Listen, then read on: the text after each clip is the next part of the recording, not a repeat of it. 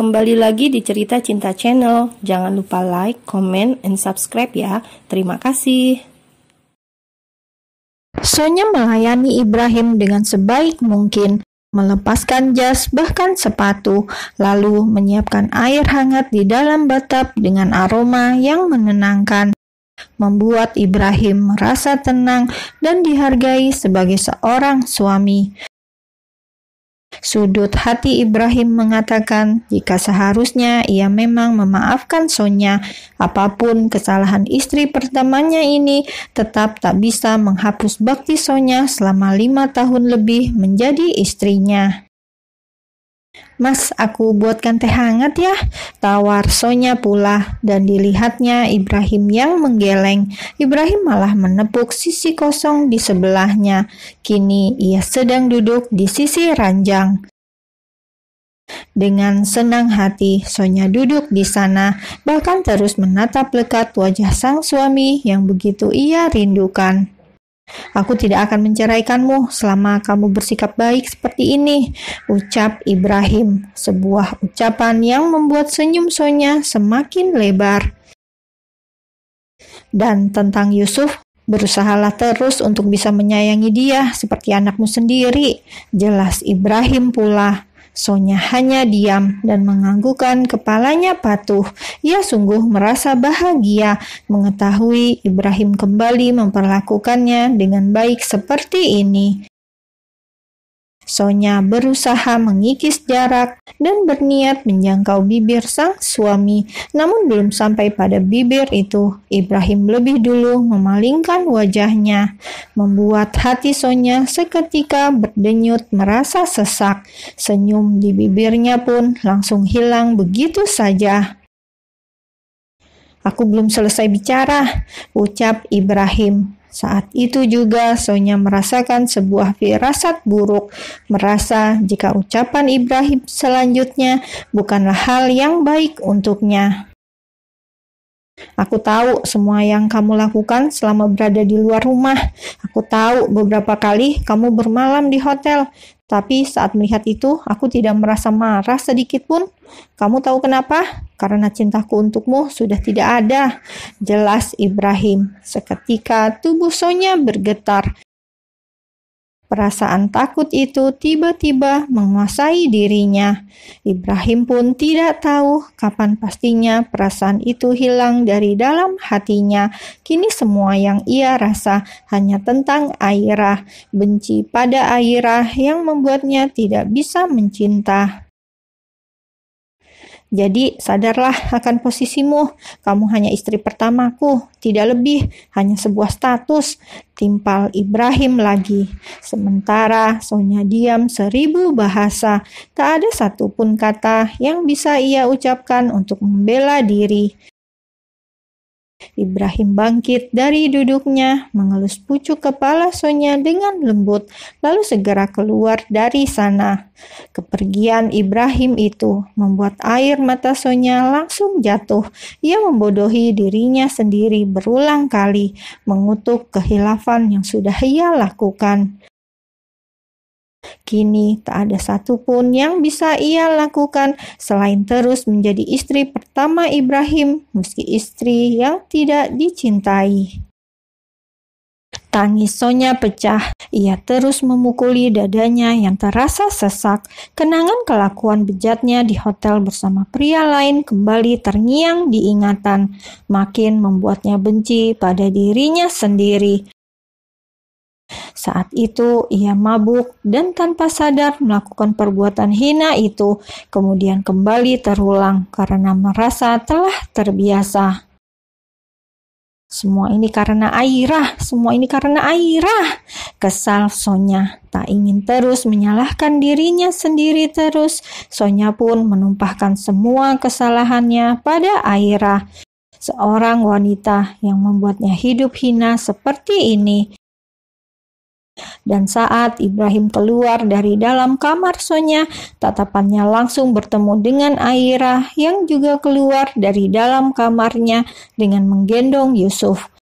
Ibrahim berjalan menghampiri dan Airah menutup pintu hendak turun ke lantai 1. Berikan Yusuf padaku, pinta Ibrahim saat ia sudah sampai di hadapan Airah. Airah tak bisa menolak. Bagaimanapun, Yusuf memanglah anak kandung Ibrahim. Dengan hati-hati, Ibrahim mengambil Yusuf, digendongnya dengan sayang, bahkan berulang kali diciumi. "Anak ayah sayang," ucap Ibrahim pada sang anak. Lalu membawa Yusuf untuk ikut dengannya ke ruang kerja. "Besok kita main sama-sama ya sama Mama Sonya," tawar Ibrahim. Ucapannya itu masih terdengar oleh Airah yang masih berdiri di posisi yang sama, melihat kepergian Ibrahim bersama Yusuf. Hanya mendengar Ibrahim, Yusuf, dan Sonya akan menghabiskan waktu bersama, hati Airah merasa berdesir. Ada rasa tak terima di dalam sana. Ia hanya ingin Yusuf terus bersama dirinya dan juga Ibrahim. Airah pun akhirnya menghela nafas, mencoba tenang, mencoba tak terpancing, dan menjalani ini semua dengan baik. Bagaimanapun dirinya, Ibrahim dan Sonya memang terikat dalam sebuah hubungan rumah tangga. Makan malam kali ini, Airah hanya makan seorang diri. Sonya masih bersedih di dalam kamarnya, sementara Ibrahim memutuskan untuk menjaga Yusuf di dalam kamar. Ada perasaan hampa yang Airah rasa, seolah pencapaiannya di luar sana tidak berarti apa-apa jika di dalam rumah ini tak ada kehangatan keluarga. "Nyonya Airah, kenapa sayurnya tidak dimakan? Apa malam ini masakannya tidak enak?" tanya Bisumi. Sedari tadi ia terus memperhatikan Airah yang makan dengan tak bernafsu. Bahkan sayur yang tersaji di sana tidak disentuh oleh sang nyonya. "Tidak, Bi, semuanya enak. Hanya saja perutku sedikit tidak nyaman," jelas Airah apa adanya. Ia bahkan langsung meminum air putih dan menyudahi makan malamnya. "Apa nyonya sakit?" "Tidak, Bi, tadi pagi aku masuk angin," jawab Airah sekenanya, dan Bisumi pun menganggukkan kepalanya. Setelah makan malam, Airah kembali ke dalam kamarnya, melihat apa yang dilakukan oleh sang suami dan anaknya. Ibrahim sedang bermain dengan Yusuf di atas ranjang. Bayi yang sudah mulai belajar tengkurap ini jadi semakin aktif dan menggemaskan. Airah pun bisa mendengar dengan jelas tawa sang suami yang terdengar lepas. Meskipun ia benci, namun tetap saja hati Airah merasa menghangat saat mendengar tawa itu. Airah lantas duduk di sisi ranjang, ikut bergabung dengan keduanya. "Mas," panggil Airah lirih. Ini adalah kali pertama Airah kembali memanggil Ibrahim dengan sebutan Mas. Selama 3 bulan terakhir, Airah selalu menyebut Ibrahim dengan sebutan kamu, dan kamu. Ibrahim yang mendengar panggilan lembut itu pun langsung menoleh ke arah Airah, menatap dengan curiga. "Apa? Kamu punya rencana baru lagi untuk mengumpulkan banyak uang?" tanya Ibrahim langsung, tanpa mendengarkan lebih dulu apa maksud Airah. Padahal Airah sudah berniat untuk memperbaiki hubungan mereka, memutus kesalahpahaman yang selama ini menguasai. Namun, mendengar tanggapan sang suami, Airah hanya mampu menghembuskan nafasnya pelan. Niat baiknya kembali urung ia lakukan. "Apa?" tanya Ibrahim sekali lagi saat sudah menatap lekat wajah sang istri yang nampak berbeda. Wajah Airah tak lagi nampak dingin, bahkan terlihat lebih sayu dari biasanya.